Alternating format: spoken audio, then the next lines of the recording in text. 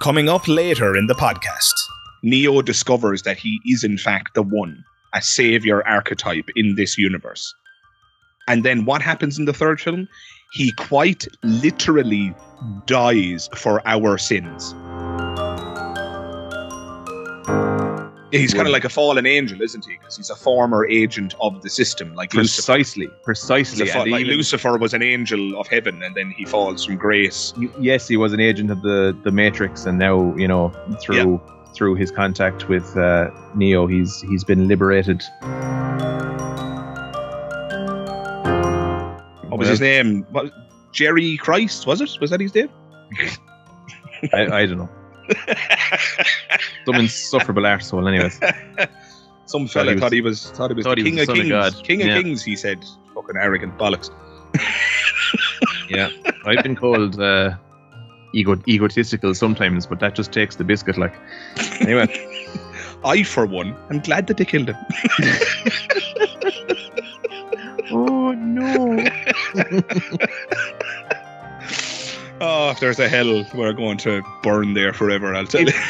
If there's a fucking hell, my place is pre-booked. We could very well be in it.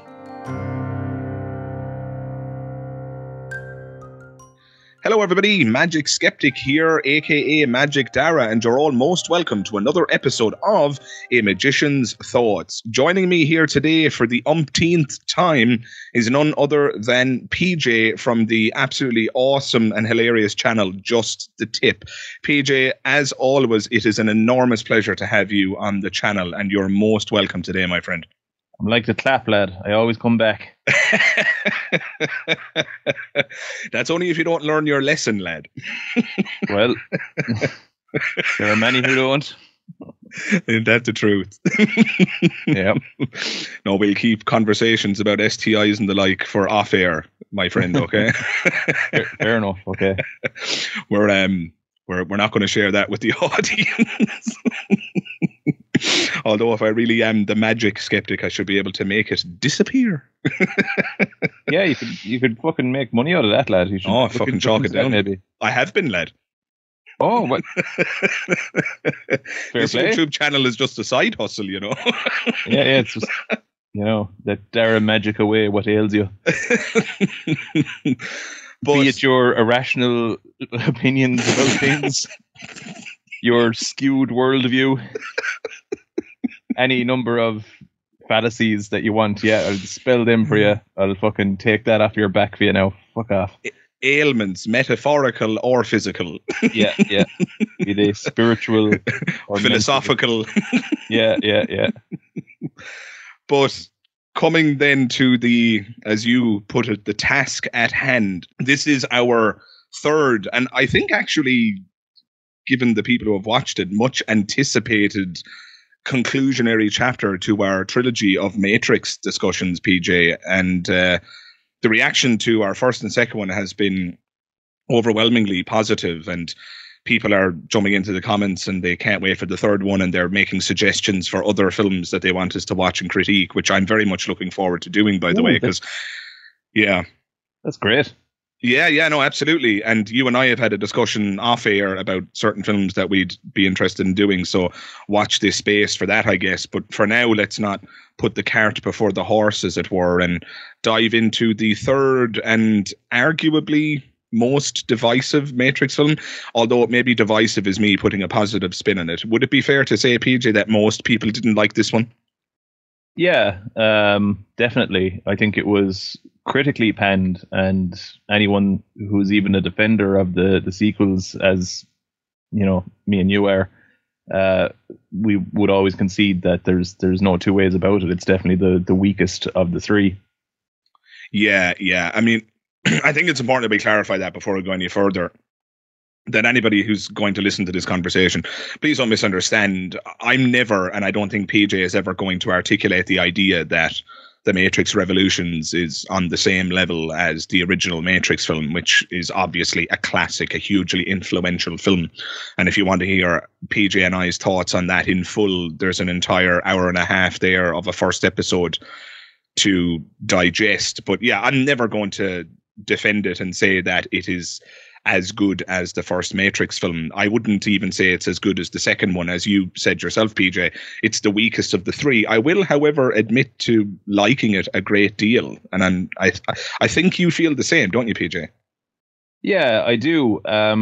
Part of it, I have to admit, is kind of nostalgia goggles as well, because say back then that movie was released, I think, in November of 2003, only a few months after they released Reloaded, in fact. So they had the two of them, I think maybe 6 months apart or something like that.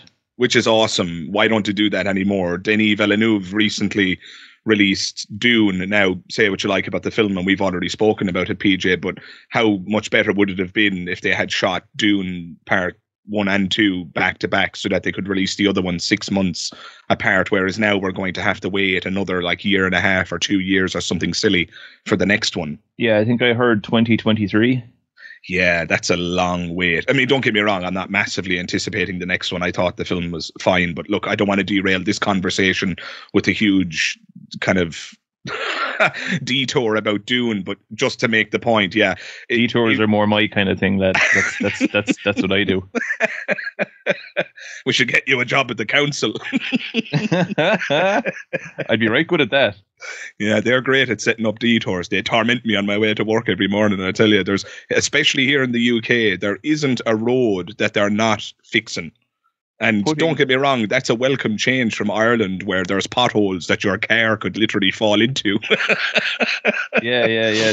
But the fuckers never leave the roads alone here. They're fixing roads that don't need to be fixed. But yeah, you do well on the council, lad. But bringing the point full circle, I do wish that more films did what the Wachowski siblings did when they made the Matrix trilogy, because parts 2 and 3 were obviously filmed back to back, and as you pointed out, PJ, they were released 6 months apart, which I think is an ideal amount of time for people to digest the first and then be enthusiastically ready for the next and final entry. However, with that approach, now this mightn't have any footing in reality at all, but it's something that I perceived, and maybe it was coming from other influences making me think this way, but it certainly feels to me like in this film that the cast are kind of fucking a bit tired and a bit worn out.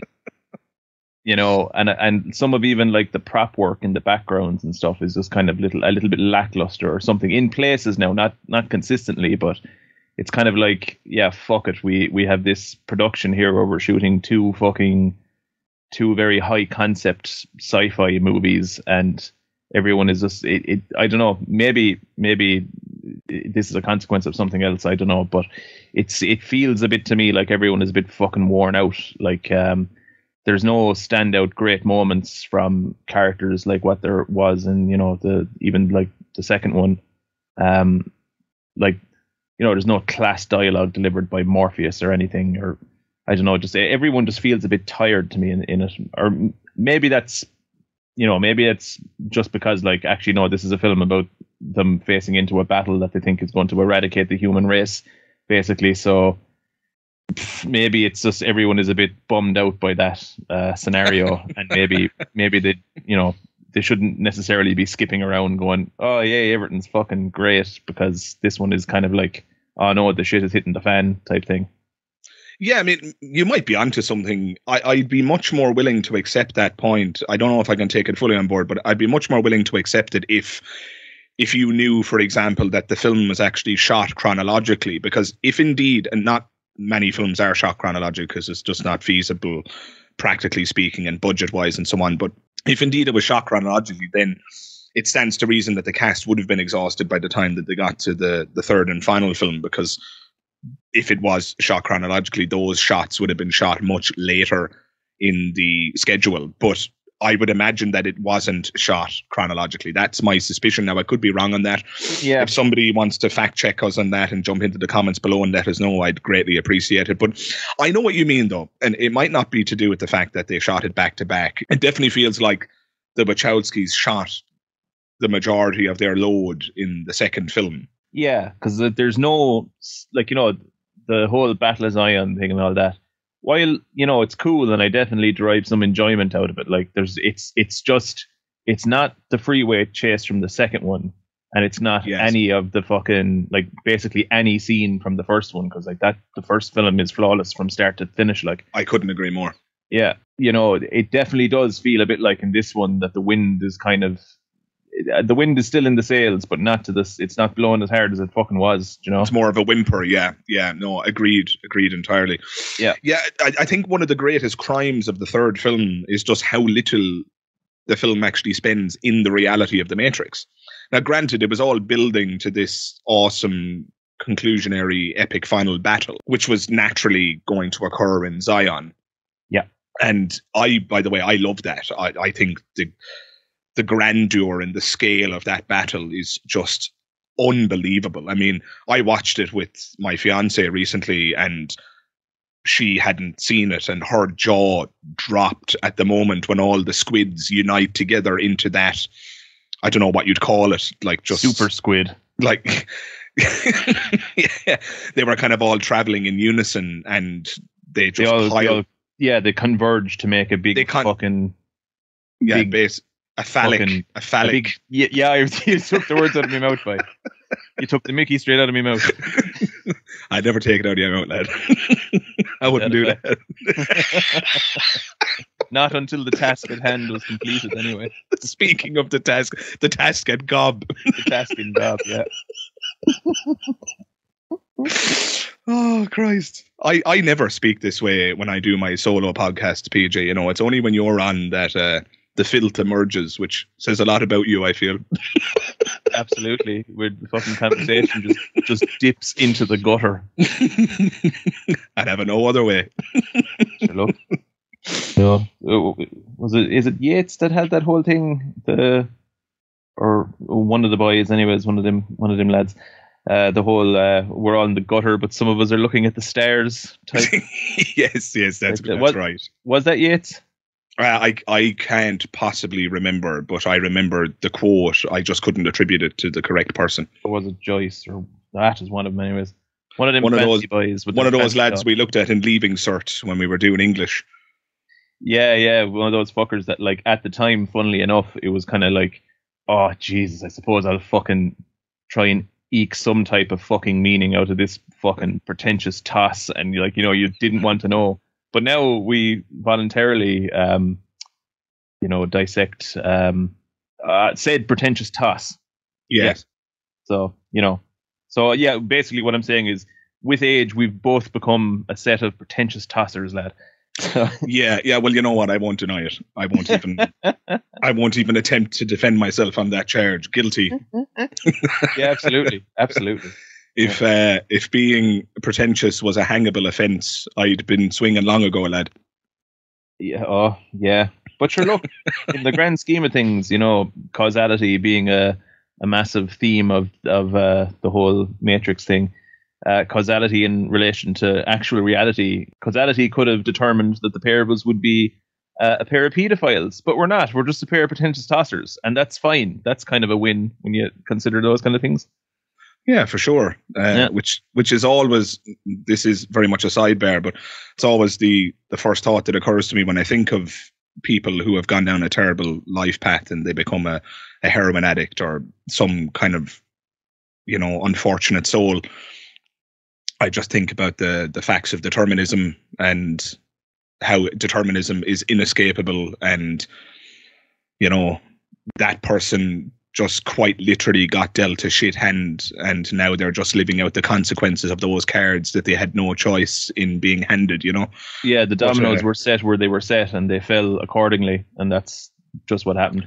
Exactly. Absolutely. Exactly. But coming back to the key point, Becky, my fiance, her jaw dropped during that scene, and I think rightly so. I think what they achieved, I think this is something that the third film doesn't get enough credit for, because I think it is a visually spectacular extravaganza. I mean, that battle in Zion is absolutely sensational.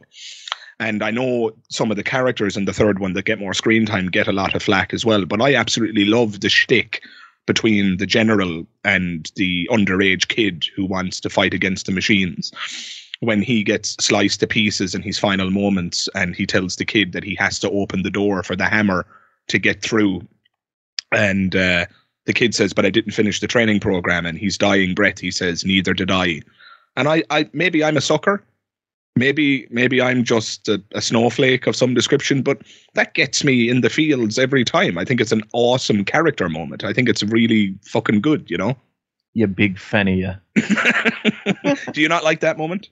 No. Like, yeah, it's a good moment. It's kind of like, it's strange because you can't really view the Matrix Revolutions in a vacuum. So it's kind of like when you're considering the story that it's following, and now all of a sudden the third movie is kind of giving a lot more screen time to characters who are fundamentally less developed, and a lot of like the key players, be it Morpheus and Neo and Trinity, they don't get as much screen time in this, and I think you kind of feel it with regards to seeing a satisfying conclusion of their story arcs and whatnot. Yes. And I think maybe some of that frustration, I suspect, is probably what takes away from what is a fairly fucking class set piece. But again, it's kind of like, it's something that's born out of something that I think was a misstep in the larger scheme of things. But this is totally subjective, and I can't really put it as an objective criticism. But yeah, I think that one of the missteps that the sequels made in general was spending more time in Zion. You know, I liked how they handled Zion in the first one, where it was like you were told what you needed to know basically, and you know, the rest of the meat of the movie was elsewhere, you know. But again, that's just me thinking out loud. What I'm saying is, I suppose the scene on its merits is pretty good, but I think maybe in the second movie, definitely the scenes in Zion are the things that kind of rob the movie of its pace.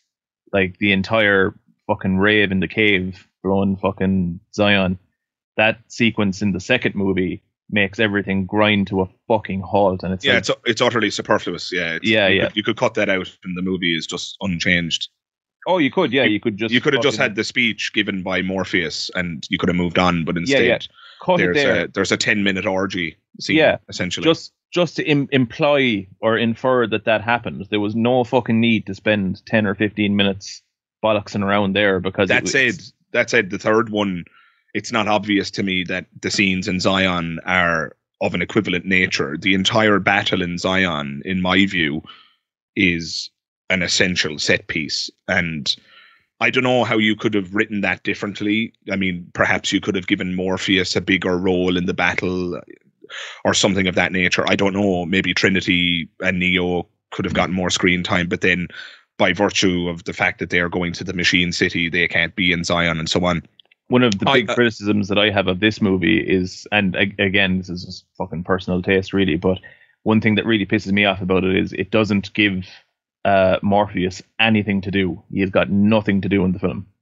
Yeah, they didn't know what to do with Morpheus. I think that's a totally fair criticism. Yeah. And he's probably my favorite character. You know, Morpheus is just fucking, like, granted, he was thought-provoking and everything in the first movie, but the second movie, then, you know, he was just kind of had all the, like, cool shit to do, like fucking fighting an agent on the top of a lorry with a fucking samurai sword and all this jazz.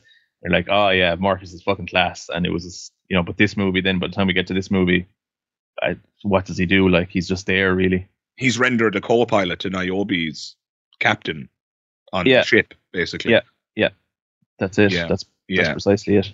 Yeah, no, I look, again, I'm not going to defend the film on any of these charges. I think it was a mistake to sideline a character like Morpheus, no question at all. But at the same time, I still do really love the film. I love the plot. I love when Neo goes to the Machine City with Trinity.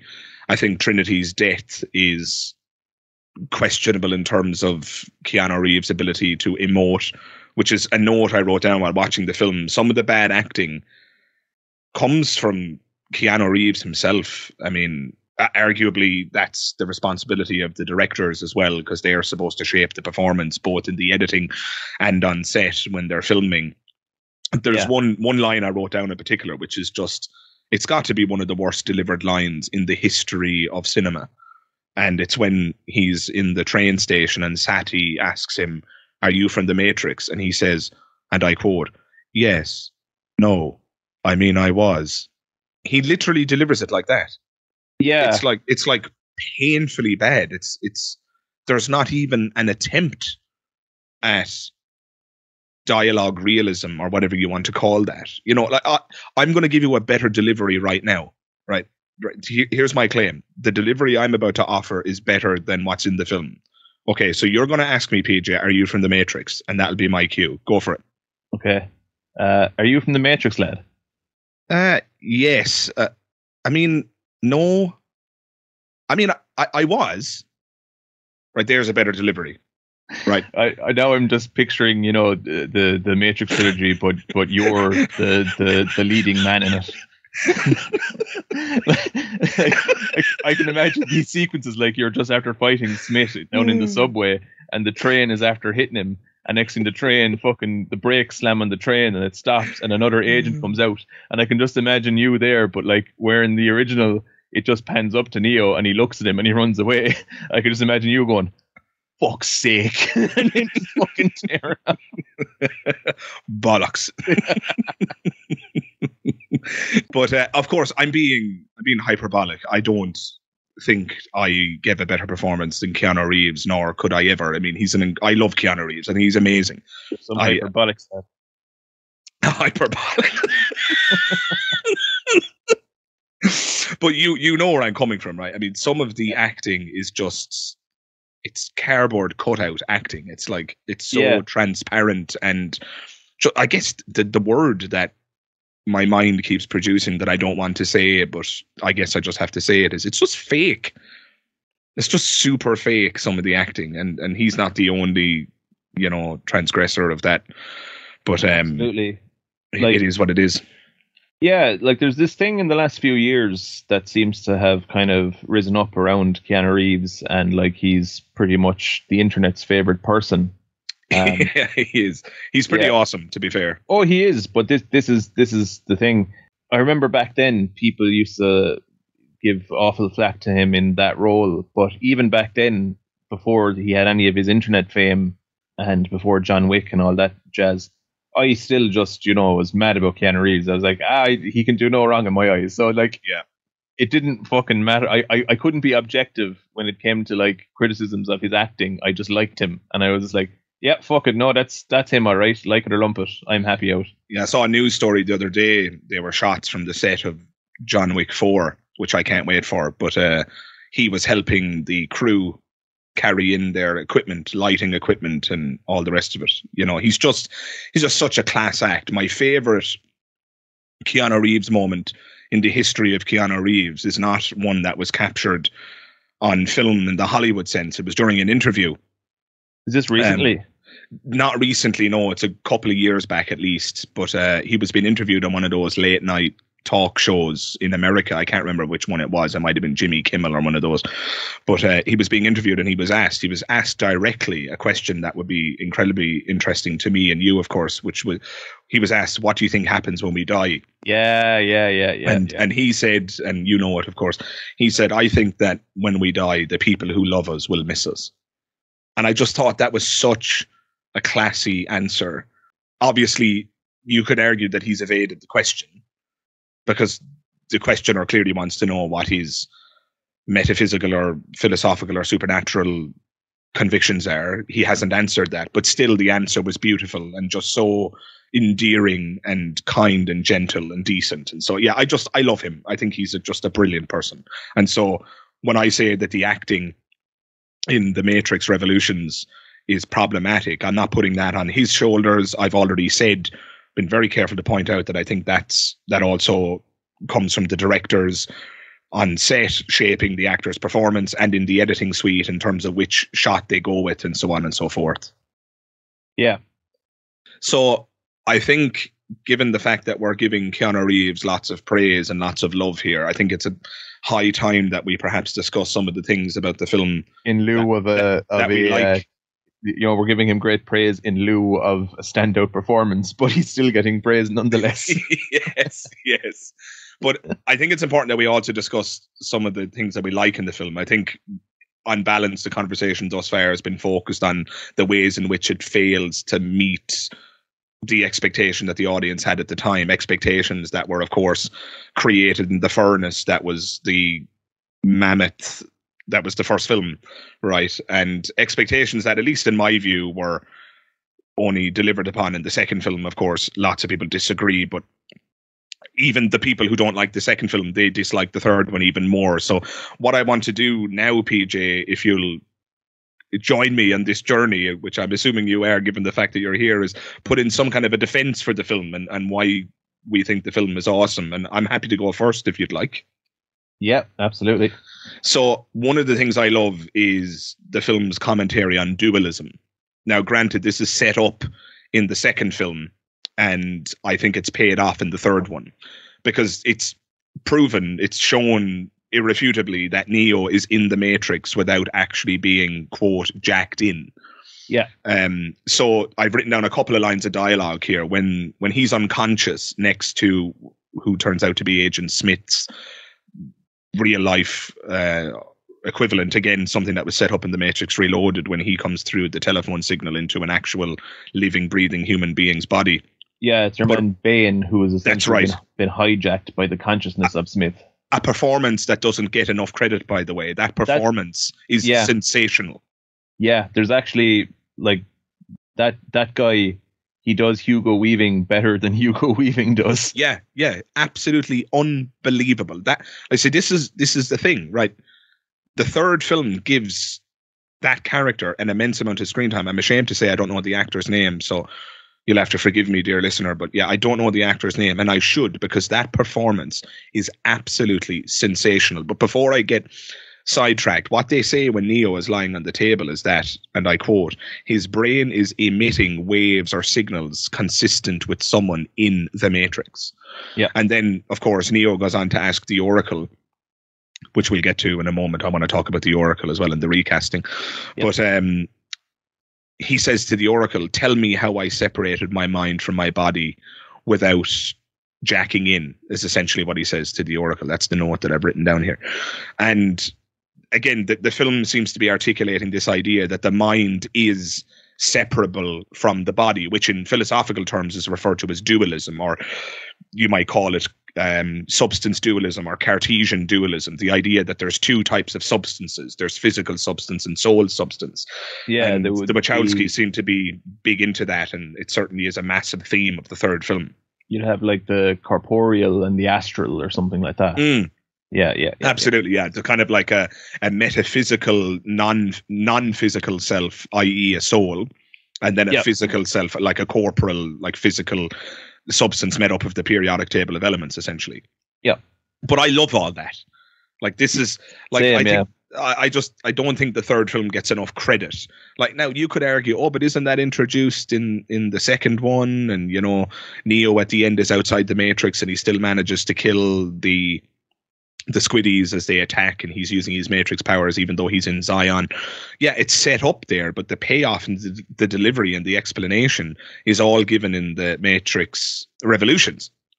And the explanation, if I'm not wrong here, PJ, you can correct me if I'm wrong here, is that part of the powers of the one actually extend beyond the Matrix itself.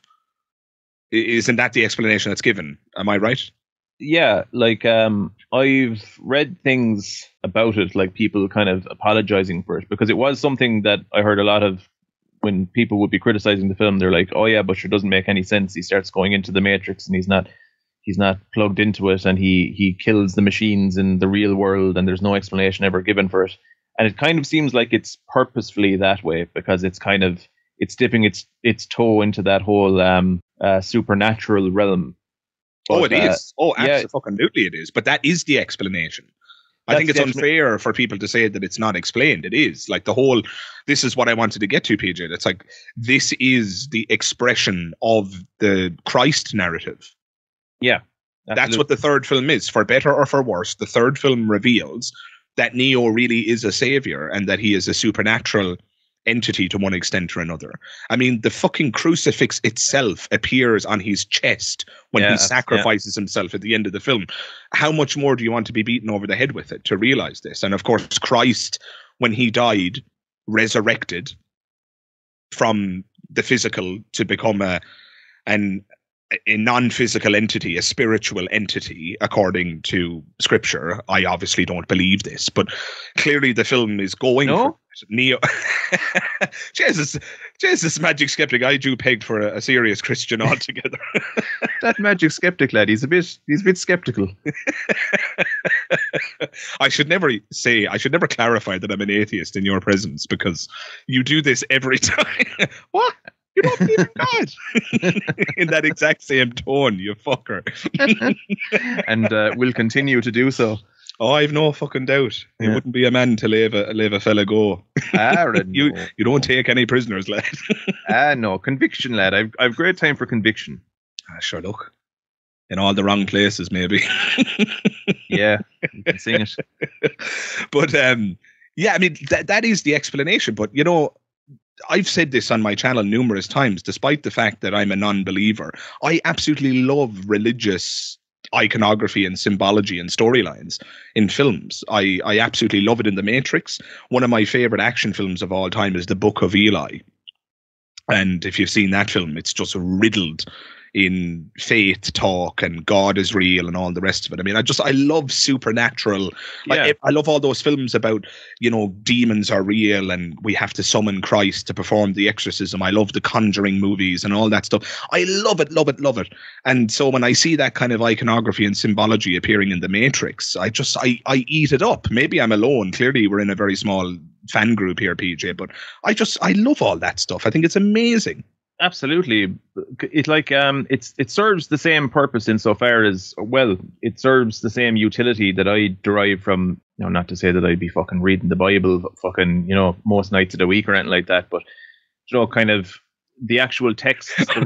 Only once or twice a week. That's it, yeah. Only Monday, Wednesday and Friday. But right after my prayers.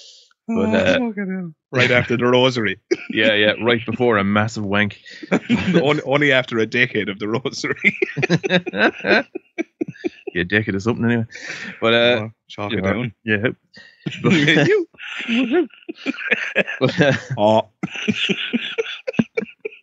See, this is what, you know, the Matrix. Some people would say, yeah, the fact that the third film is, like, you know, so scant in what it offers. The lads had to resort to just talking absolute arse to fill out, you know, the runtime of a podcast. But anyway, well, they're welcome to their opinion, even if they are wrong.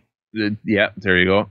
But say the religious, like, texts in and of themselves, like, if you read them from, like, a secular point of view, I mean, there's still value to be derived there. They're essentially metaphors that, you know, fucking get across certain ideas and certain kind of things. It does what any good film does. It presents you with this fictional scenario and has theme and various plot threads that tie into it and culminate in a payoff, and will leave you with something to think about and go, oh God, yeah, that was clever. So the religious texts themselves can be, you know, viewed that way, and should be viewed that way, in my opinion, and, you know, not read as literal fucking, all right, this is the nature of the universe, is it? Because, yeah, I mean, you may as well be reading fucking Harry Potter and, you know, taking it for fact. But with that said, you know, for the same reasons that I think, you know, you can get value out of the religious, like, texts and stuff, just from that perspective. Now, not go and believe in any bullshit, but, you know, you can do that with religious imagery and kind of references in film or any medium, really, and they can be quite fucking potent and powerful, which is, you know, and it doesn't require you to hold any, you know, to necessarily hold any belief in it to derive some kind of value from it. Yeah, and I love it. I absolutely love it. I mean, I think the third Matrix film is profound and insightful. I mean, just look at the trilogy overall, right? So Thomas Anderson, the doubting Thomas, right? Yeah. So you quite literally have the doubting Thomas, only in this instance, he's doubting his own reality. And he ultimately discovers that his own reality is in fact a fiction. He is liberated from the Matrix by a literal prophet, Morpheus. Yes. Yeah. Right. Yeah. Liberated by a literal prophet. Somebody who was prophesizing the future and that you're the savior. Neo discovers that he is in fact the one, a savior archetype in this universe. And then what happens in the third film? He quite literally dies for our sins. Yeah. He dies for our sins. What sins? Some viewers might be thinking, what are you talking about, Magic Skeptic? What sins? The sin that we committed by fighting the machines in the first place. So we developed artificial intelligence, so claims the first film. We built it. That was our first sin, our original sin, if you will. We should never have built AI. But worse still, we built our own creation, and then just like God does in the Old Testament with the flood, we try then to destroy our own creation. The only difference is we fail, and we fail hard. So we have the original sin of creating AI, the secondary sin of trying to destroy that AI and losing that battle in the most spectacular fashion possible. And then to rectify that entire problem, the original sin and the subsequent sins that followed thereafter, Neo dies, he sacrifices himself so that peace, harmony, and, you know, some semblance of normality can resume. Prosperity, I suppose. Yeah. Prosperity, normality, and what have you. I mean, it's fucking beautiful. It's absolutely beautiful. Neo dies for our sins. And if somebody is listening to this and they hadn't thought about the Matrix Revolutions that way, please rewatch the trilogy with that trajectory in mind and prepare to be so thoroughly impressed, because it's just awesome. Yeah, you have this stuff in it like, was Zion like another name for Jerusalem or something like that? Well, Zionism, I couldn't tell you if Zion is the word that's used for Jerusalem, but Zionists, as they are known, are, if I'm understanding it correctly, and if I get this wrong, this is not a subject I'm read on, so forgive me if I make a mistake here. If I do make a mistake, I might drop in a quick audio note just to clarify in case I get this wrong. But my understanding of Zionism is that it is a Jewish belief system. It's a sect within Judaism that is desirous of returning to the so-called promised land, and it's all tied into the Israeli-Palestinian conflict and so on. Yeah, but in this case, anyways, insofar as the film is kind of putting it, you've got all that fucking nice shit.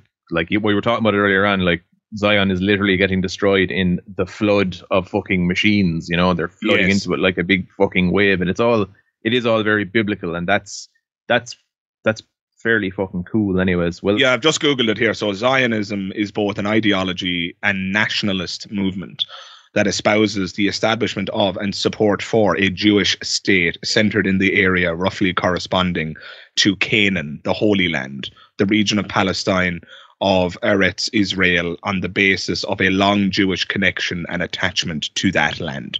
So yeah, the Wachowskis weren't naming the homeland of the human beings as Zion coincidentally. There's clearly connective tissue there about, you know, religious attachment and symbolic attachment and so on and so forth. I mean, it's not a coincidence that the Wachowskis decided to call the human homeworld Zion in the Matrix films. I think that's clear.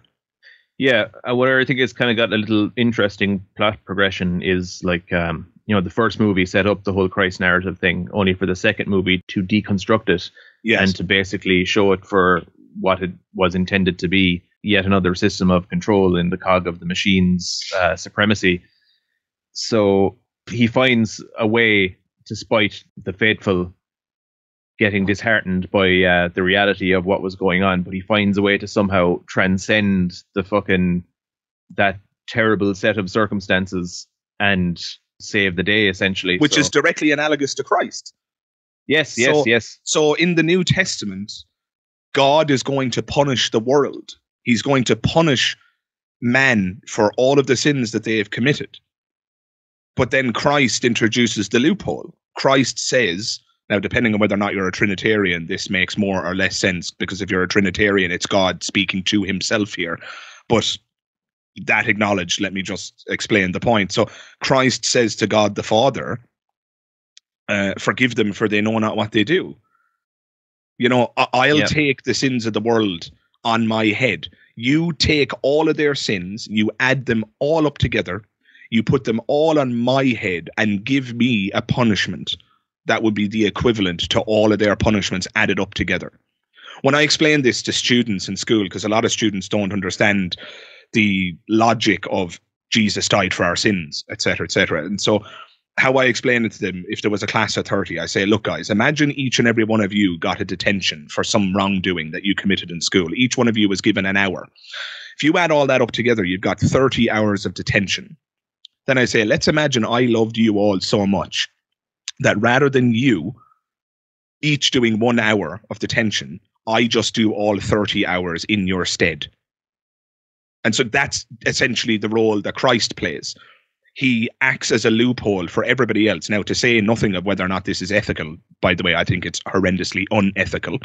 I think it's a ridiculous offer. And had I been alive at the time and Christ was a real historical figure, I would have rejected it, because you can't take somebody's responsibility from them. The ethics of this scenario, the ethics of Christian theology, assumes that it's possible for somebody else to be absolved because somebody else did the punishment.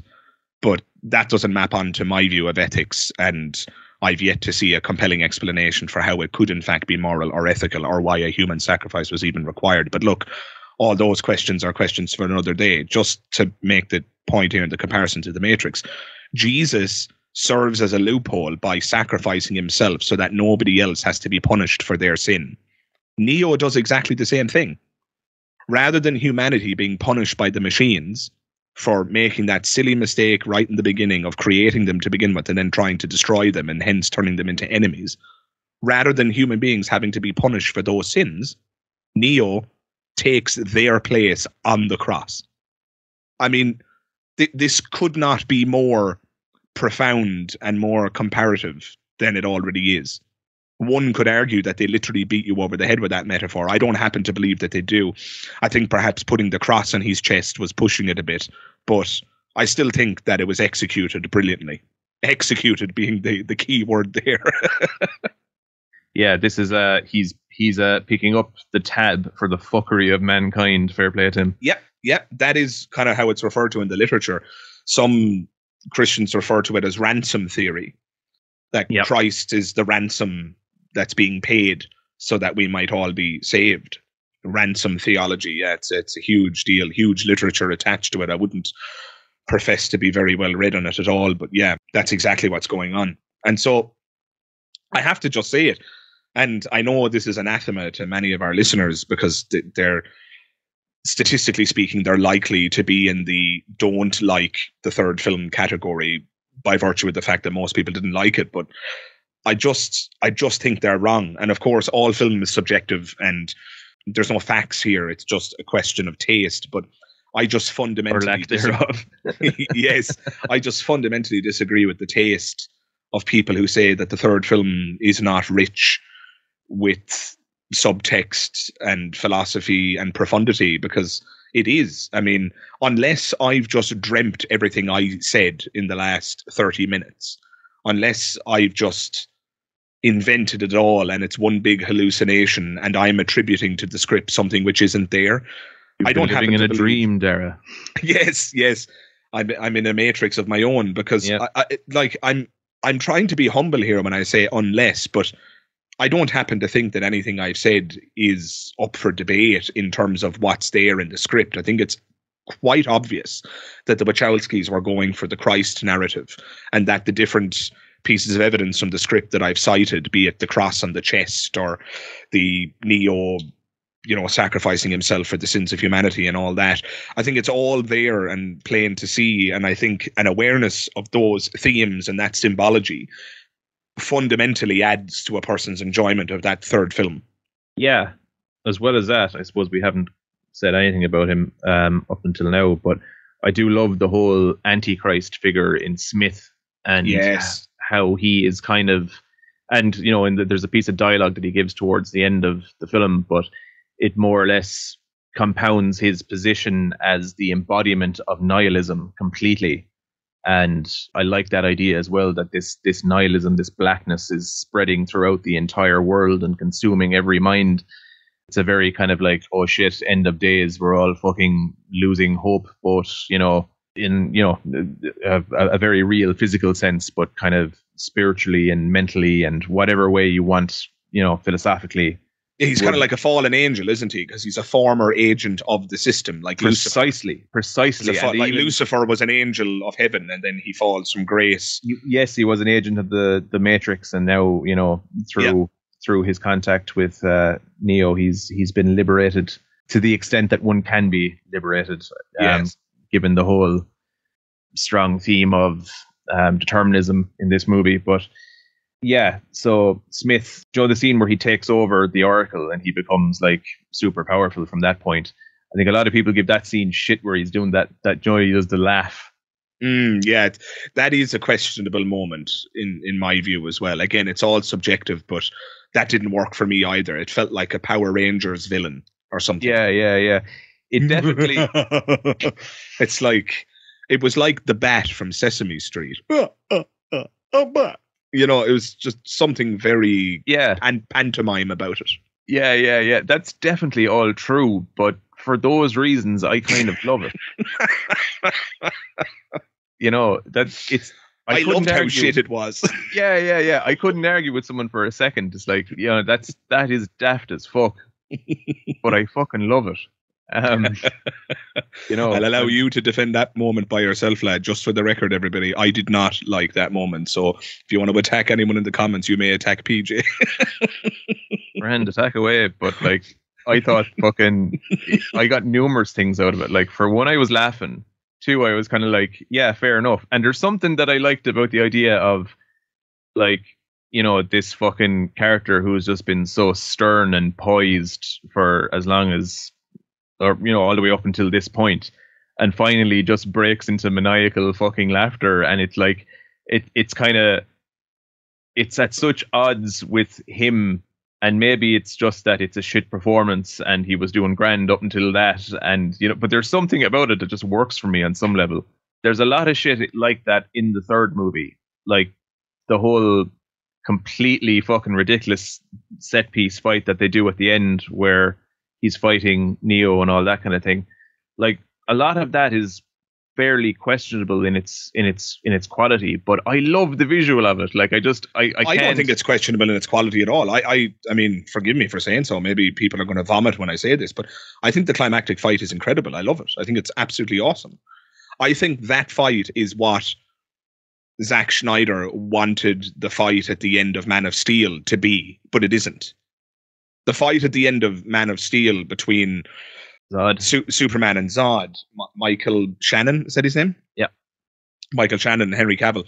That fight doesn't hold a candle to the battle that Neo and Agent Smith have at the end of the third Matrix film. I think it's an incredible battle. The sense of scale and grandeur and it's just the behemoth of a scene. It's incredible. I love it. And the conclusion of that battle is incredible, and the manner in which Agent Smith is tricked into converting Neo into an agent, not realizing that he's actually plugging himself into a delete signal, which is what the Machine City sends through Neo's body, because now Agent Smith is technically hardwired to the system, whereas before he was a free-flowing virus. Yeah. When you're hardwired to the source, you can be deleted. And what I love about it, because some people rather erroneously, I would say, critique that scene and they say, oh, but he's the Oracle. Why can't he see that's what was going to happen? Well, the Oracle says from the very first film that you cannot see beyond a choice that you do not understand. And Agent Smith doesn't understand what he's supposed to do in that moment. He's befuddled. He's like, I'm supposed to say something. Oh, yes, everything that has a beginning has an end, which is a line that the Oracle herself used. And then when he quotes the Oracle, he frightens himself because he's like, oh, wait, no, that's not something I would say. And he clearly doesn't understand what he is and isn't supposed to do there. He doesn't understand what he's ultimately meant to do with Neo. Is he ultimately meant to kill him, make him subservient, which is why he keeps saying, why, Mr. Anderson? Why do you fight back? Why do you do it?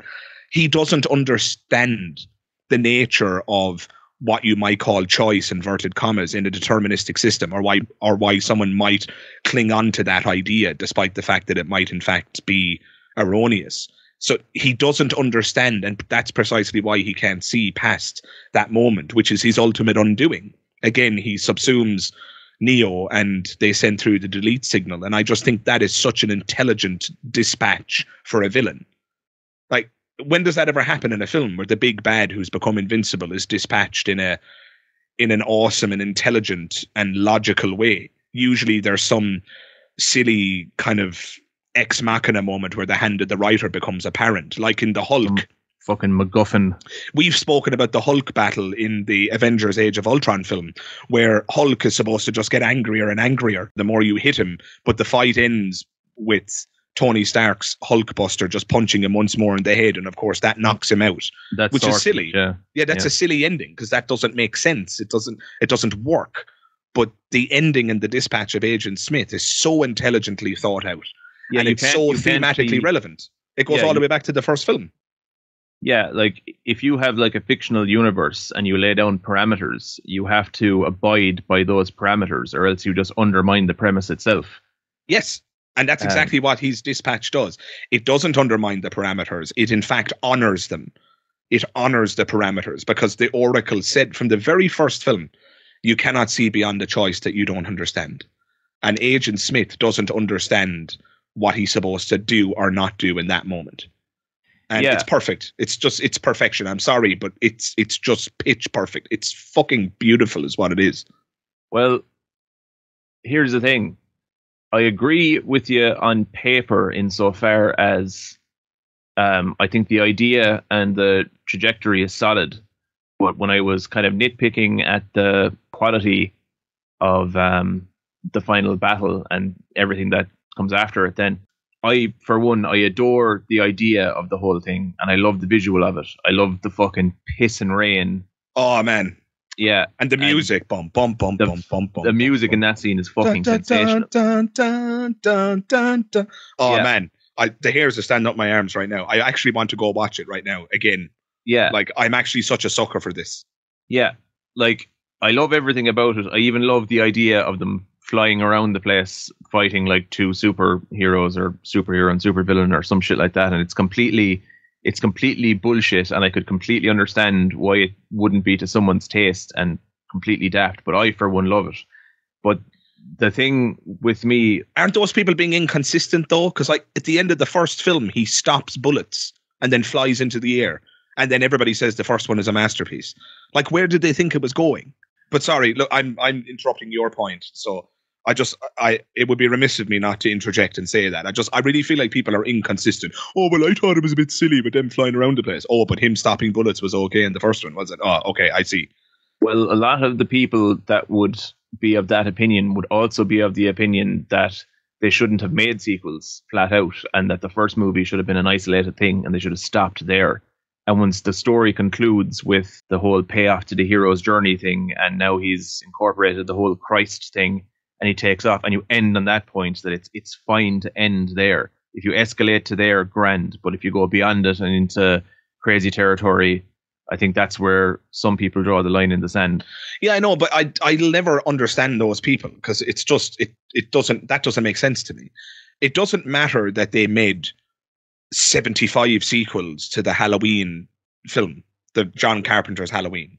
Because the first Halloween is still amazing. It's a classic, and I'll watch it every Halloween because it's awesome.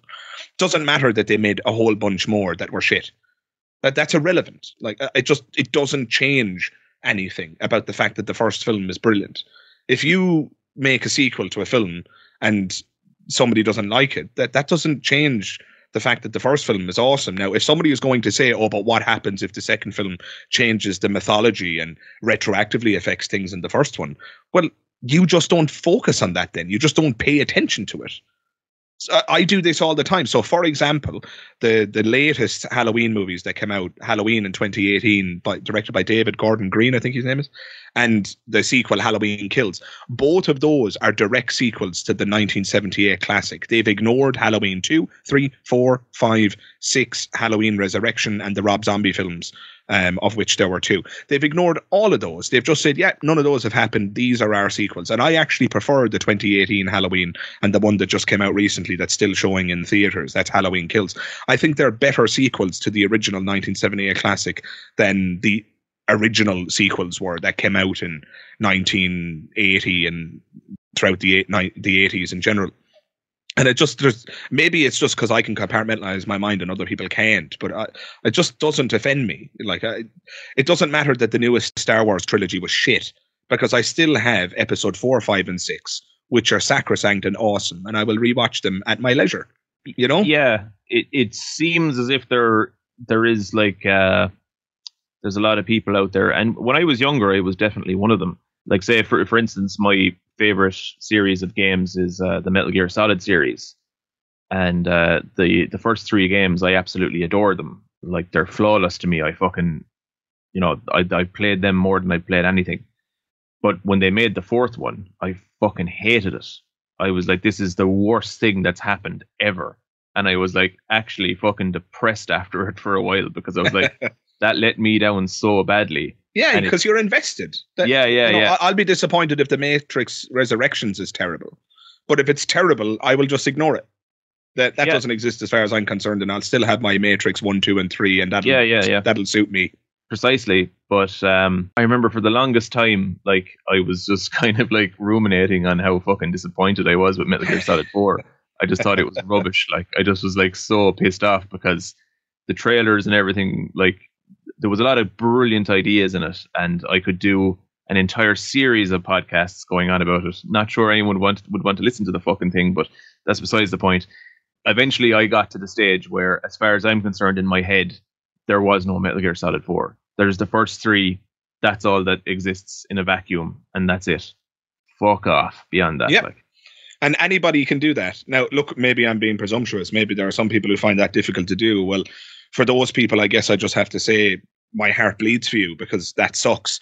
But they don't have to ruin something if you don't like it. You can just forget about it, and it's no big deal.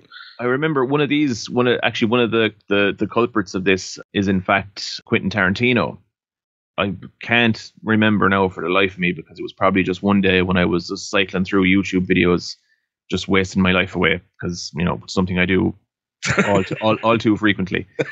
But it was some interview where he happened to be talking about The Matrix, and then he went on to talk about the Matrix sequels, and he was of a very poor opinion of them. I've seen the interview. He doesn't like them at all. No. And he went on to say that, as far as he was concerned, that the second 2 movies ruined the mythology of the first one for him. Yeah. So he was basically one of the types of characters that we're talking about that can't view something in isolation of the established chronology, I suppose. He was well able to view the activities of Harvey Weinstein, the rapist, in isolation when he was producing all of his films. Whom was paying for his films. Yeah. So if he was able to view Harvey Weinstein's actions in isolation and compartmentalize his brain such that he could ignore that immorality and still get his films funded, well then, sorry, Quentin Tarantino, but I just can't buy the fact that you're not able to compartmentalize your mind on the question of the Matrix trilogy. Fuck right off. Well, whether... Yeah, fair enough. But because one of those compartmentalizations is much more difficult than the other, and that's the one he was able to pull off, it would seem. Well, it wasn't really, because there was boatloads of money involved in it, the money for his films. So it was fairly simple, if anything. It's like, oh, hey, Harvey, what are you doing? Oh, that's grand. Don't worry about that. Money is in the bank. It is. Class sound. So coming back to the key point then, PJ, you're talking about the fight at the end of the 3rd one and how some people perceive that to be anathema, and they can't compartmentalize their brain, it seems. They think that's anathema, and they can't justify it with respect to the first, or they can't really say it about the second film, because the second film is full of that stuff, but they can't justify that with reference to the first film. And as I was saying, the first film contains elements of that as well. And so, long story short, I think it's entirely copacetic. But if you think it isn't, obviously, as we've said, some people are unable to compartmentalize their brain in that regard. And so perhaps it can actually retroactively destroy something for somebody. Yeah, it's kind of like we were talking the other day about Dune, and I was saying that I can't help but judge it by comparing it to the book. and it's just a consequence of having read the book before I seen the film. But Yep. yeah, it's kind of like, Determinism is true. yeah, there you go. But just in reference to the fight, like the spectacle of it and the idea of it and all that, I love all of that. But where it falls down for me isn't in any of those places, and I suppose this is what I was trying to get to before fucking running in circles for 20 minutes or so. But the choreography of the actual fight itself is very lackluster. It actually starts out brilliantly. The bit where Yes. they're still on the ground and they're throwing digs at one another, and it's really fucking fast. And there's like, you can see like the rain is fucking whipping off them because And the lightning and yeah, unreal.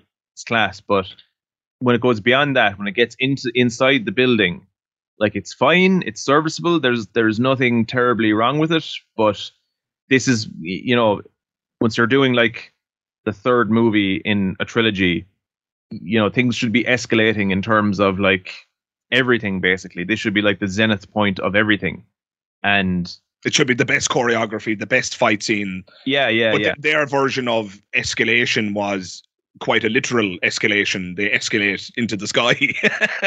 I would take your point there, because I'm not as, my heart isn't racing quite as fast as soon as they start flying around the screen. I'm much more invested when I see the martial arts choreography and the up close punches and the viscerality of all of it. But that said, I am a sucker for that stuff. I love The Raid and films like it. So yeah, I'm with you there. My subjectivity doesn't reach out and adore that stuff either. I still like it, but it's not nowhere near as impressive as the fight when it's grounded.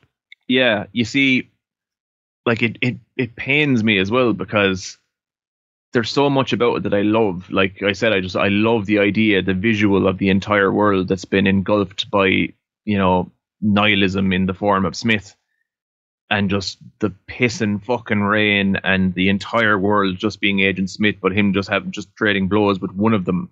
The one guy who they have determined is like, yeah, he's the one now that'll kick the head off you, because we can see the future now. Because, determinism and the Oracle and blah, blah, blah, blah. But I just kind of wish I had the ideas that they put forward, the music, that setting, and a fight that was on par or better than the fight from the first movie, where they're fighting down in the fucking subway station. Yes. And I'm just like, oh, it's fucking. But, Yeah, I agree. I can take that point on board. Yeah. When all is said and done, I still like the scene, but it left me wanting something more fulfilling from a martial arts perspective. Everything else is right. The setting is right. The tone is right. The music is right. I just wish the fight felt as visceral as that one from the first movie. Yeah, no, I agree. I can't sit here and pretend that the fight is as good. It isn't. That's my only kind of detractor from it. Otherwise, I'm a fan. Like this kind of stuff is all over. Like it's like, the original Matrix from 1999 had, better fight scenes and stuff. And in the early part of this movie, they have a scene that's comparable to the lobby scene from the first one. Yeah, and it's nowhere near as good. The guys on the ceiling and stuff. It does fall flat. To say it's a pale imitation of that scene from the first movie would be too high praise. Yeah. No, it's just not good. Yeah, there you go. And that's kind of something that like is definitely true. Like when people criticize the Matrix sequels, whatever we agree or disagree on, one thing I do agree on is like they definitely stagnated in the realm of martial arts and the choreographing of the fights, and just they got it so right in the beginning. It's almost like they left themselves nowhere to go but backwards. Yes. Yeah. That happens quite a lot. So that happens in The Raid. The Raid 2 is nowhere near as good as the first Raid. Another film that comes to mind is Ip Man, which I don't know if you've seen, but the first Ip Man is a martial arts extravaganza. It is Donnie Yen, isn't it? Donnie Yen. It is essential viewing, which is why I'm so excited about Donnie Yen's inclusion in John Wick 4. But was he in it? He is, yeah. But Ip Man 1 is a masterpiece. Ip Man 2, I still like it quite a bit, but it's clearly a step back because they just get it so right, as you put it. They just get it so right in the first Ip Man that the second one just feels like a pale imitation. Yeah. like if you get it that right, like the best you can hope to do moving forward is like, match it. Very hard to top something like that. Before we get to the end here, because we've actually been talking for, depending on how this comes out in the edit, I think we've been talking for almost an hour now, if not a little bit over. I want to discuss the Oracle, and that will also serve as a nice tangent to briefly discuss determinism. And to just segue into that, I just want to read a sample of dialogue. The great and powerful Oracle, we meet at last. I suppose you've been expecting me, right? The all-knowing Oracle is never surprised. How can she be? She knows everything. But if that's true, then why is she here? If she knew I was coming, why didn't she leave? Then he swipes the flower pot or the cookies off the table, I believe. Yeah. Yeah. The flower pot was in the first one, wasn't it? He swipes the cookies off the table. And he says, maybe you knew what... The vase. The vase, forgive me. Don't worry about the vase. What vase? Don't worry about the flower pot. Will you mind the fucking flower pot? If ever I showed my Irish roots there, huh? Yeah, and this is what we were talking about earlier on with the Matrix that starred you in it, and it's like next it's like you was going, don't mind the flower pot. The next thing's like, and then you go back and you know just like fuck that fucking flower pot. The scene in the second one on the bench where she offers him some candy. Do you want some chewy sweets? Do you? Want some penny sweets? Yeah, it's sweet. Do you want a bonbon? So we were doing well there for a while. We were actually talking about what we were meant to be talking about. Actually doing well, yeah. But then you fucking derailed it again. Then I started talking, yeah. Yeah. In any case, he swipes the cookies off the table and he says, maybe you knew I was going to do that. Maybe you didn't. If you did, that means you baked those cookies and set that plate right there, deliberately, purposefully, which means you're sitting there also deliberately, purposefully. And so that is our little segue into the conclusionary part of this discussion, which is going to be about the Oracle and determinism. We don't need to discuss determinism, I guess, at any level of depth because we've already addressed it directly in our first Matrix and I think tangentially in our second Matrix conversation. All I'd say is that clearly the answer to that question is that she was sitting there purposefully, right? Because she knew that she had to be subsumed so that the one could be subsumed by him at the end of the film, right? However, am I understanding that correctly? Yeah, that's certainly the way it's presented. But then, however, at the end of the movie, now whether this is meant in a different sense or a more general sense, I don't know. I'm kind of thinking on the fly here, but it just popped into my head. But at the end of the film, when the little girl asks the Oracle, it's like, oh, or no, it's not the little girl, it's her man Sarif, the protector guy. He's like, oh, did you always know? Basically, did you always know that it would be grand in the end? And she responds, oh no, I didn't, but I believed. So it's kind of like, huh? Yeah, that is a bit strange, but you know what? All three films are filled with that kind of stuff. The trilogy doesn't seem to be able to make up its mind about whether or not it believes in determinism or free will. So Morpheus, in numerous scenes, says things like everything begins with choice. Yeah, but then goes on to say, but then when they meet happened. When they meet with the Merovingian and in the elevator afterwards, he says what happened and couldn't have happened any other way. There's no way of reconciling that. That's just inconsistent dialogue. So Morpheus is a libertarian free will advocate in one scene and a determinist in another scene. Neo, when he gets up off the floor at the end of the fight in the third and final film, says when Agent Smith delivers the "Why do you persist" speech, Neo says, because I choose to. And so the film does seem to be rather inconsistent in terms of, maybe it's not inconsistent in the sense that the writing is inconsistent. Maybe it's just inconsistent in the sense that what the filmmakers want us to do is make up our own mind, that characters in this film just disagree with one another. Yeah. However, that's a charitable interpretation, but that doesn't explain away the fact that Morpheus himself is a libertarian in one scene and a determinist in another scene. So there's clearly a little bit of inconsistency there. Yeah. I think that's quite irrefutable, really. Oh, definitely, yeah. What was I going to say? I think, were we having a conversation with something like this or about something comparable to this where we were talking about some work of fiction where the writer doesn't advocate for one position over another. Yes, we were talking about Midnight Mass. Ah, yes. And I was telling you that in my estimation, my interpretation, and by the way, if anybody is listening to this conversation, and I've already given PJ my recommendation, go watch Midnight Mass. It's incredible. You won't regret it. But one of the things that it does very well is, I would say it does very well, it straddles the line between the theistic and the atheistic position, two ideas which are prevalent throughout the 7-episode run. I think it's 7 episodes. It's a limited series. It's a one shot, and it's amazing. But yeah, I think any good writer knows that unless you just present all these ideas that are on the table and explore those ideas without necessarily prescribing to one of them, like, that's the difference between, a thought-provoking film and fucking propaganda, basically. Yes. Yes, I couldn't agree more. Yeah. So in theory, in the reality of the film, the Oracle, maybe what the film wants us to believe, and again, I'm trying to interpret it charitably here, maybe what the writers had in mind was that the Oracle knows that their only chance of winning is if she is subsumed by Agent Smith, which then gives Neo the choice to sacrifice himself, and it's about whether he will or he won't. It's maybe also maybe strong arming the machines into a position where they have to bow to Neo's demands, basically. Yes. Because, up until that point, it was kind of up in the air as to fucking, well, what do you really have on your side? Like, Smith had to get to the point where he was a legitimate threat for both sides of, the human machine war. Like, okay, look, if you don't let me sort this lad out, we're all fucked, machine and human alike.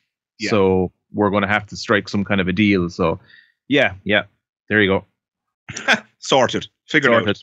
Sorted. And for a finish, it's like, right, fair enough then. That was me dusting my hands of the situation. I wash my hands of this. Yes. And Pontius Pilate there. With that addressed, good old Pontius Pilate, getting rid of that radical Jew. What a bollocks. Getting rid of that radical preacher. What was his name? Jerry Christ, was it? Was that his name? I don't know. Some insufferable arsehole, anyways. Some fella thought he was the king of kings. God. King of kings, he said. Fucking arrogant bollocks. Yeah. I've been called egotistical sometimes, but that just takes the biscuit, like. Anyway. I, for one, am glad that they killed him. Oh, no. Oh, if there's a hell, we're going to burn there forever, I'll tell you. If there's a fucking hell, my place is pre-booked. We could very well be in it. That's true as well. No, it couldn't be. No, this conversation is way too fun. Yeah. For this to be hell. This is way too fun for this to be hell. Yeah, and we're definitely not in Calcutta fucking eating one another because everything's fucking shite, Eating one another.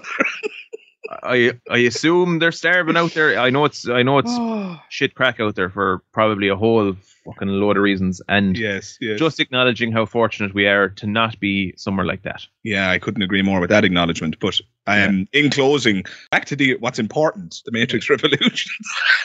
Yeah, back to what this is actually supposed to be about. Forget about social justice for a second, PJ, will you? Jesse, will you ever come down off of that social justice fucking hill you're on, will you? Come down off your pedestal there, will you? And we talk about what matters, the Matrix. And we talk about reality.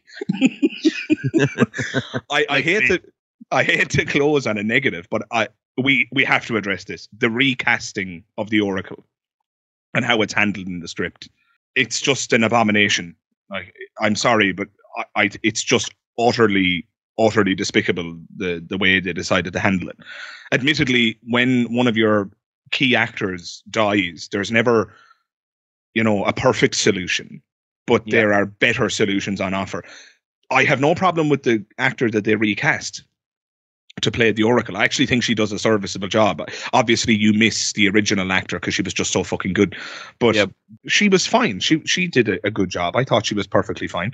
But the fact that they actually wrote it into the script, I just thought was unbelievably just in bad taste, really. Oh, I made a mistake and my appearance has changed. Like, they go in and they sit down and Morpheus and Trinity go, "Who are you?" and they address the fact that it's a new actor.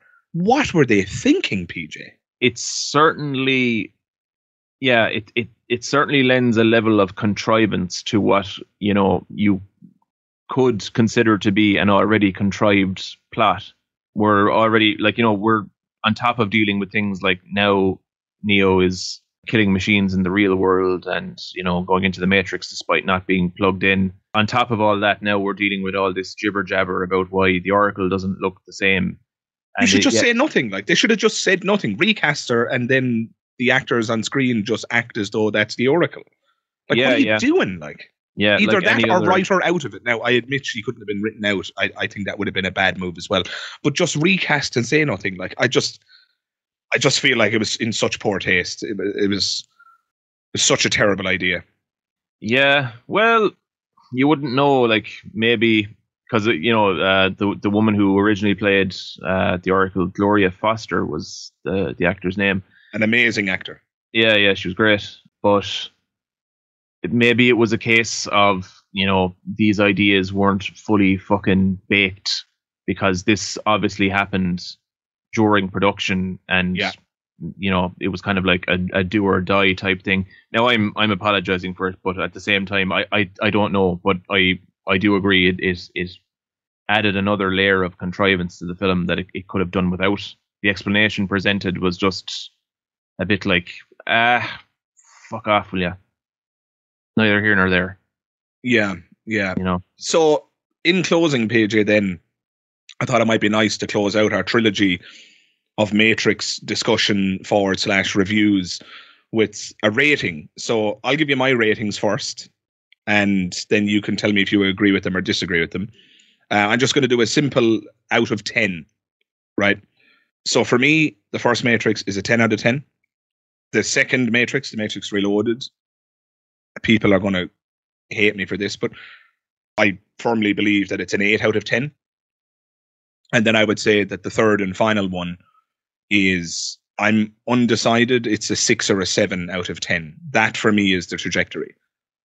How do you feel about those numbers? Would you agree with those, or would you change any of them?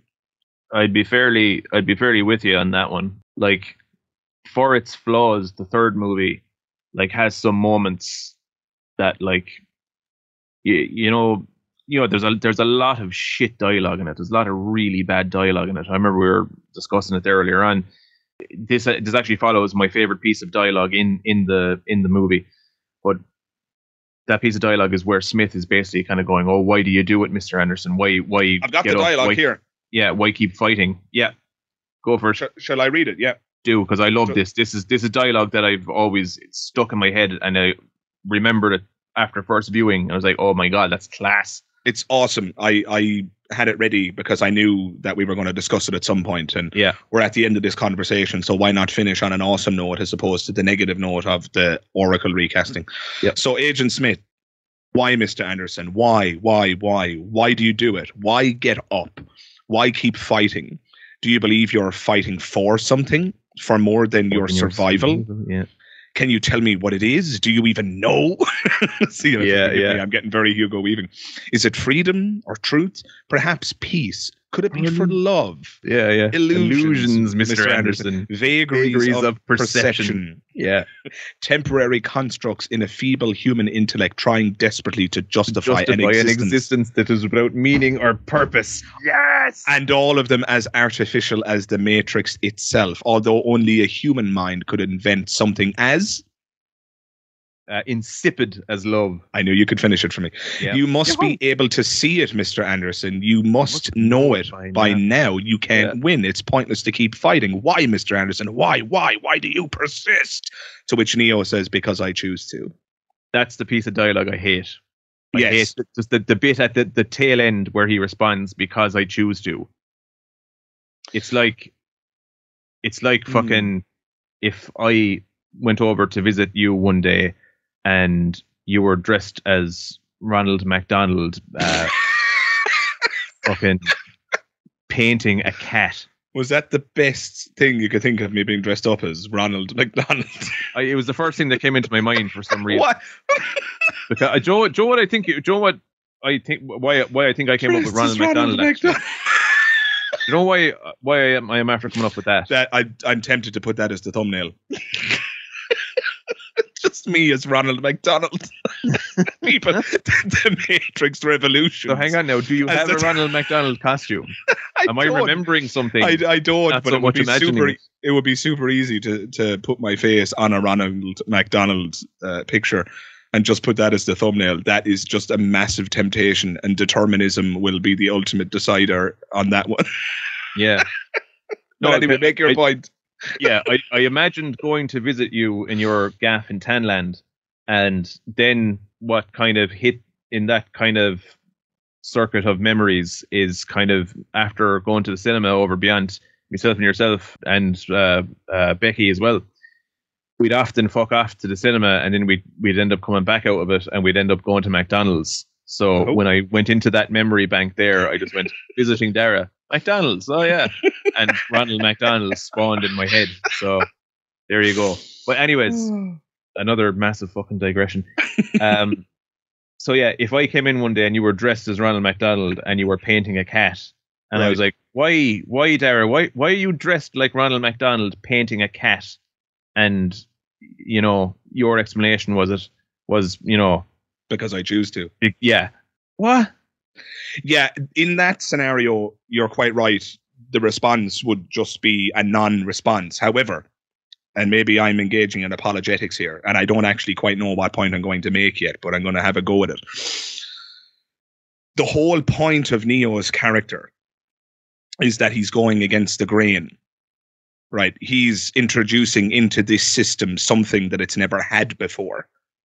Right. Yeah. The deal with the machines is not meant to happen. What's meant to happen is the eradication of Zion so that the whole thing can be reset and we start over again. Right? Yeah. So the fact that he says, because I choose to, could be a reference to that. But here's another thought that's just occurred. If Neo really is this Christ figure who is special and has powers beyond that of any other denizen of the Matrix. Yep. Then it stands to reason. And this is actually quite profound now that I'm thinking about it. Maybe he's the only one with free will. There's a thought. Every other inhabitant of the Matrix is subject to the laws of that system. And if you think about the theme of the first film leading all the way up to the third one, there is this idea that Neo is going to be the rule breaker, that he's going to be able to do something that other people can't do. Right? The anomaly. And if the rest of us are hopelessly shackled to the laws of physics, which are deterministic, because our brains are physical organs in a physical universe, our brains operate on chemicals and neurons and electrons, all of which are subservient to the laws of physics, which are again deterministic. Well, then it stands to reason, coming back to dualism. Dualism is one of the solutions to determinism. If only somebody could prove the existence of a non-physical substance, they'd actually have a case, but unfortunately they can't. But just within the reality of the Matrix, if dualism is true in the reality of the Matrix, which it seems to be, because Neo can be in the Matrix without being physically connected to it, then it makes sense. It stands to reason perfectly, actually, that he would be able to obfuscate or just essentially suspend the application of the laws of physics on his own brain. So he would in fact be the only being that has freedom. And so in that context, doesn't the because I choose to make sense? Doesn't that actually serve as a massive middle finger to the deterministic case that Agent Smith appears to be erecting? He says you can't win. It's not possible. But that's because Agent Smith doesn't understand what's going on in the moment fully, as we discussed earlier. Yeah. But secondly, he is determined to think the thoughts that he's thinking as part of that system. Yeah. He is still a fallen angel, but an angel nonetheless, an agent of that system. And so because I choose to would actually be a relevant philosophical response to the case, philosophical and otherwise, that Agent Smith is erecting. Now, what do you think of that? Yeah, terrible, feasible? No, God, no. I like it. It's fairly sound, and it certainly rhymes with other things that are in the movie. Like, say, the whole thing at the end as well, where the Oracle basically states that she didn't always know, but she believed. Yes. It would be it would rhyme with that insofar as this construct that was created to be able to see 10 steps ahead down the road of this determined universe can't see beyond a certain point because she sees things through a deterministic lens. And if Neo did violate determinism, it would stand then she to wouldn't be reason. able to see that. Yeah, that his actions would now be introducing chaos to the order of an otherwise determined world. So therefore, couldn't necessarily predict that it would play out that way by virtue of being a deterministic being, a being who is subservient to the laws of determinism, I suppose. Yeah, and she is as every bit a part of the system as anybody else is. As Smith, and it's the same reason that Smith couldn't see that outcome as well. I think we figured it out, PJ. Yeah. So like the writing is sound. Like that idea, should I say, that we just discussed there is sound. You just don't like the execution. I just don't like that piece of dialogue. It's kind of like asking someone why they're doing something, and they're just reasserting the thing that they answer you by reasserting the thing that they're doing. It's like, why are you choosing that? Because I'm choosing that. Right. I can see your side of it. I mean, my subjectivity doesn't speak to me that way on that particular line, but yeah. And again, I'm not asserting. I was just going to say, I'm not asserting that my explanation of it is correct, by the way. All we can do, this is a piece of art at the end of the day, and we're interpreting it, and I'm giving it my best interpretation here, and I could be wrong. The Wachowskis, if they ever listen to this, which I can't imagine they would, but if they ever listen to this, they might laugh themselves to sleep with some of the ridiculous, ideas that I've cast upon their writing. So that all has to be acknowledged as well, that we are firmly in the realm of conjecture. Let there be no stranger to the old city ideas, lad. But anyway. Now. You're wow. Was it? But that really does. Have you not seen Jupiter Ascending? What did you think I was talking about? I've never watched it because it got such bad reviews. We just won't discuss any of their other films because that'll just end up being a hate fest, I think. But look, PJ, go for it. What I was just going to say on the point of the little conversation that we came up with there, all the ideas that you put forward there, I think, I think we kind of answered our own questions from earlier on as well when we were kind of going, what's going on with the Oracle at one point clearly being able to determine things, but then stating that she didn't always know. And I think we kind of organically came up with our own solution for that. Whether or not it sound, I don't know. I certainly like the idea. Yeah, for sure. And I'll be thinking about all this upon a rewatch, but that's all the time we have for this episode, PJ. I think it was another awesome conversation. Just for listeners who might be interested in a subsequent conversation, PJ and I plan to see the fourth Matrix film, The Matrix Resurrections, which is upcoming. And when we see that, there will be a fourth entry in terms of this podcast series. And as I said in the opening, we will be discussing other films as well. And if you have any suggestions for films that you'd like us to philosophically analyze and discuss, please do jump into the comments below. And I think PG and I would be more than happy to do that. And on that note, thank you very much for getting to this point. If you did, I have in previous podcasts ask people to announce if they've gotten to this point in the conversation rather than make it so blatant. This time, if you got to this point in the conversation, let's make it Matrix relevant, PJ. If somebody got this far in the conversation, I want you to type in the comments that you did indeed follow the white rabbit. Ha!